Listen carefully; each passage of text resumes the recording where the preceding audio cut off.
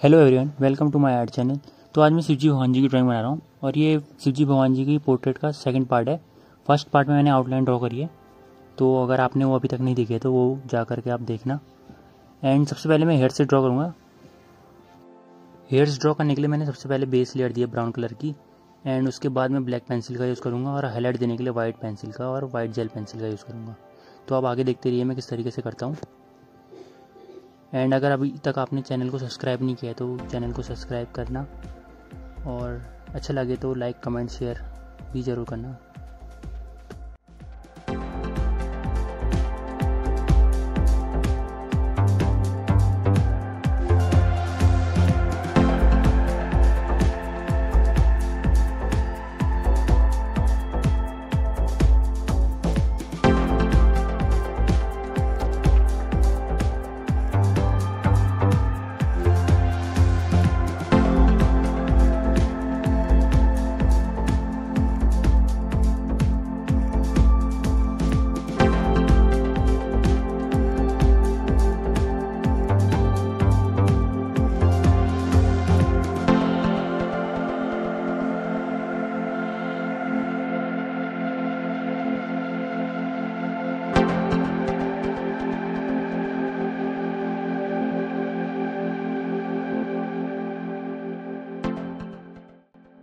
Face में colour करने के लिए सबसे पहले मैं ब्लैक कलर से हाईलाइट दूंगा, जहाँ पर हाईलाइट है डार्क एरिया से।